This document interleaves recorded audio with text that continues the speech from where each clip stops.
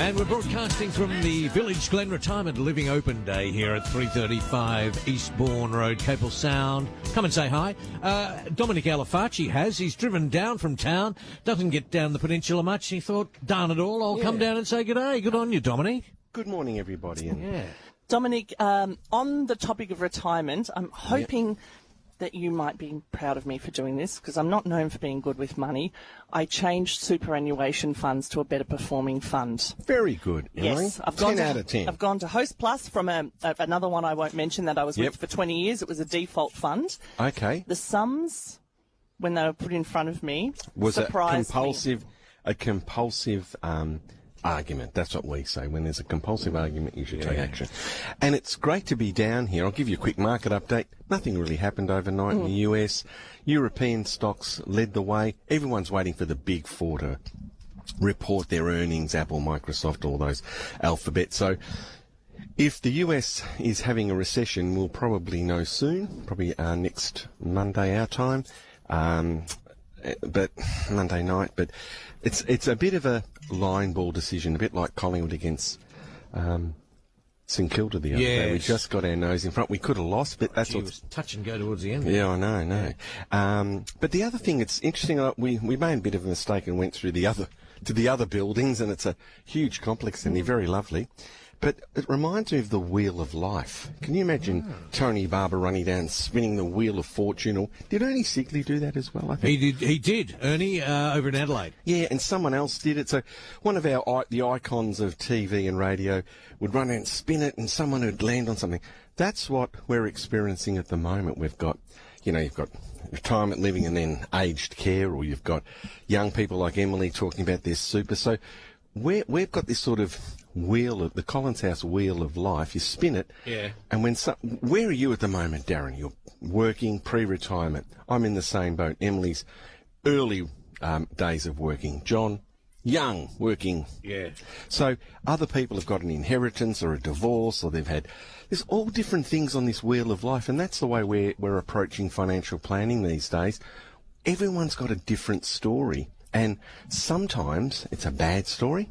Sometimes it's a good story. There might be a road traffic trauma payout, or a divorce payout, or a Tats Lotto win, or an inheritance, which is sort of good and bad. Well, the Wheel of Fortune on this guy, a mate of mine's an accountant. He said one of my clients came to me the other day, and he wanted to know whether to sell his Bitcoin to buy a house. And I said, "What's his Bitcoin worth?" He said, about 7 million. Wow.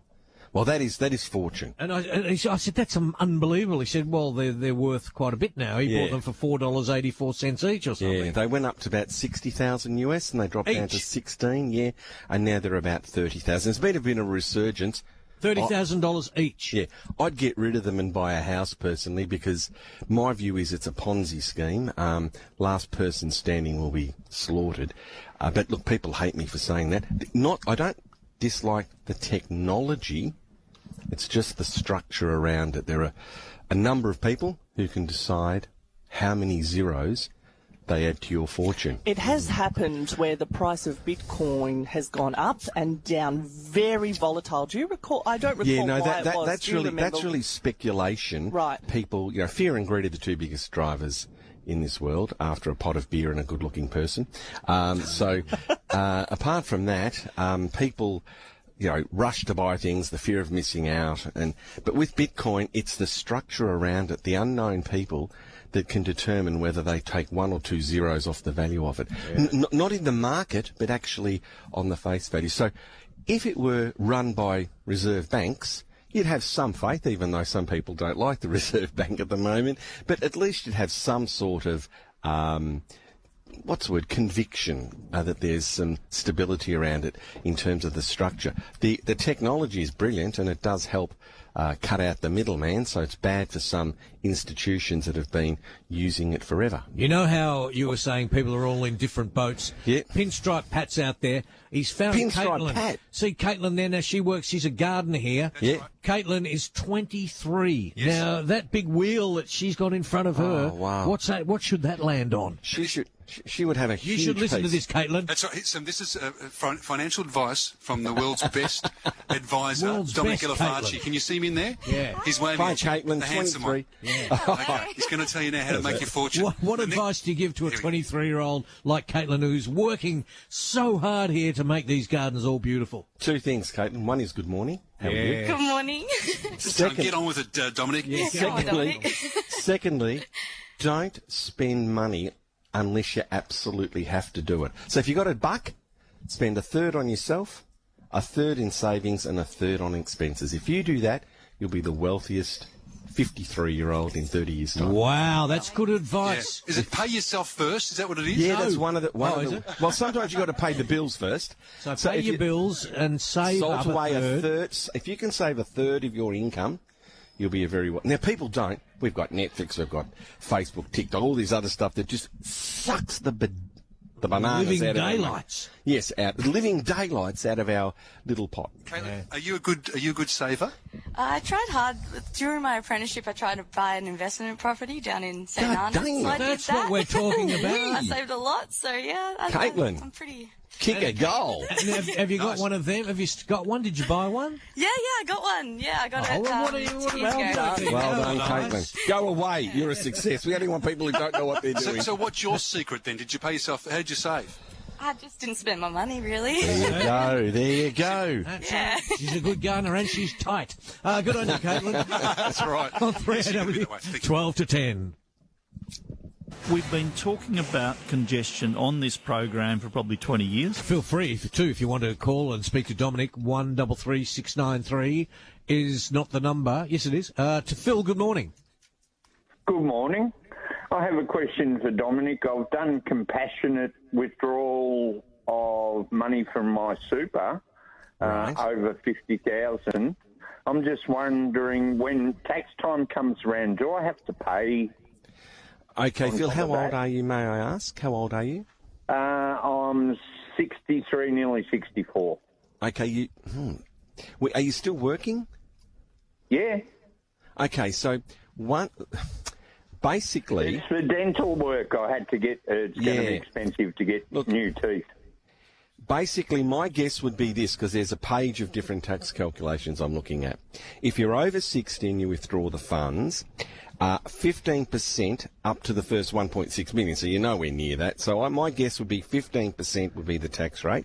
But you might be able to get some part of the 50,000 with your own contributions that you put in after tax, so they're called non-concessional contributions. So you have to work out what they should send you a statement that says this much is taxable at 15%.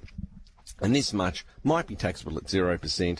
So my guess is it'll be at the worst 15% because you've retained 60 years of age. Is that from the superannuation fund that did send me that? Yep.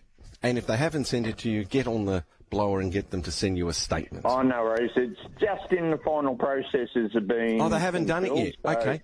Yeah, well, get them No, to check.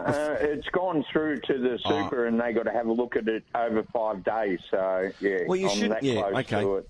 And just another little quick trick: if you have a job that you've had after age 60 has come to an end and you've moved to another place, then you can absolutely get it all out. Okay, so we keep go. that up your sleeve if you need it. Thank you, Phil. To Paul, good morning. Good morning, how are you? Good, Paul. How can we help, Dominic. Paul? Dominic, I'm 67 and still Yep. working because Yep. I love what I do. Yep. But I understand that apparently the work can actually stop paying the super once you get to that age. No. If you're Okay. if you're employed, you're entitled to superannuation guarantee charge, or about 10%. I think it's up to age 70. Please leave your details off air. I'm pretty sure it's up to age 70 they have to pay it. And even people who have, if you've got an award arrangement whereby you have to get paid super regardless of your age, it could even be longer. But let me double check. Leave your details off air and I'll ring you back when I can find the exact date. There we go, Paul. Hold there, and you'll get the assistance of Bronwyn, who's helping us out today. Dominic, if you want to continue working after 70, do you then salary sacrifice into your super to keep topping it up? Because there would possibly be some people who want to keep going for a little bit into their 70s. Look, basically, unless Jim Chalmers stuffs everything up in the May budget, we've had 30 years of changes to super. It's probably the most flexible as we are now. So anybody, whether you're working or not, can put money into super up until age 75.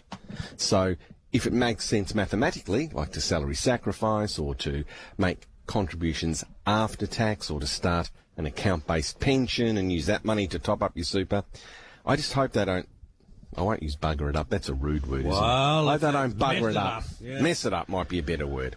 So would you still, if someone can afford it, you would recommend for someone to salary sacrifice? Only if they've got all their debts paid off. For example, I spoke to a lady the other day, she's got all her home loan paid off, fantastic. She did a bit of that online shopping on her card. She's got $38,000 on her credit cards. I'll pay that off. Yeah, but that'll buy a lot of gold bracelets on from Benny Baubles and Leon the Watch King at 2 o'clock in the morning. I think that's what she did, actually. Oh, no. But in all honesty, I said, look, don't salary sacrifice. You've got something that's costing you 18 to 22%. You're never going to get that amount of money on your investments unless you're a punter. That's right. And you probably lose your money if you try and get rid of bad debt. So get rid of that bad debt first, and then it's going to take her probably 6 months to, or maybe 18 months to pay it off. I think we also should cut her credit card up, but I tried to mention that to her husband, but she said to him, "No way" on the phone. So, but actually, no one should have one. You should have enough. And the state government should listen to this too. You know how much the state government is paying on interest per day? No, 10 million a day. A day, because we spend too much. The government spends. They've spent that much money that they've borrowed money, and the interest bill is 10 million a day. Wow.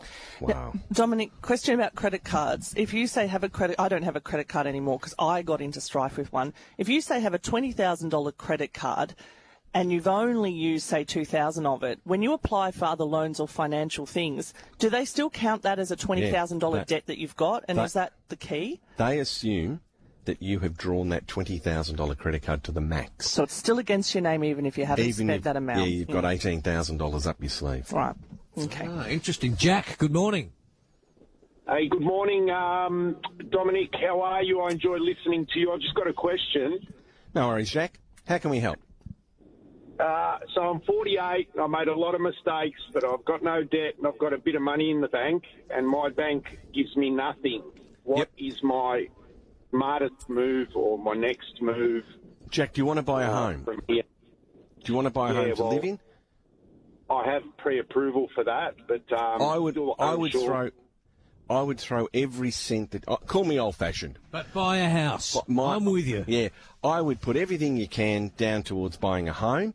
Be as tight as a fish's backside and hit that mortgage. Like Caitlin. Like Caitlin, yes, 23-year-old has got an investment property. Well done. I hope she's living at her mum and dad's and she is. And putting money aside for that. So my advice is don't try and get rich quick, get rich slowly. And property, a home that you own, is a great way of getting rich slowly because you're not paying rent. And when you think about it, you've got to earn $100 to pay, say, $30 or $40 in tax to pay the $60 a day rent. It's criminal. Rent is an after-tax expense. Yeah. So if you can hit that loan as best as you can, you knock off the interest, which is a after-tax cost, and the rent. So call me old-fashioned, but that's what I do, Jack. Yeah. You happy with that, Jack? Yes, I'm happy. And by the way, I'm in the business of investing money. I'd like you to invest your money with us, but I'm telling you don't. Yeah, buy a house, buy a property, get instant, and they can't tax it. And when you sell it, you don't pay any capital gains tax because it's yours. At the moment. Oh, do you reckon they're liable? Yeah, they're liable to change that too. Yeah, maybe when we're dead, Darren, so don't care. Okay. What about me? No, good song. Got a while.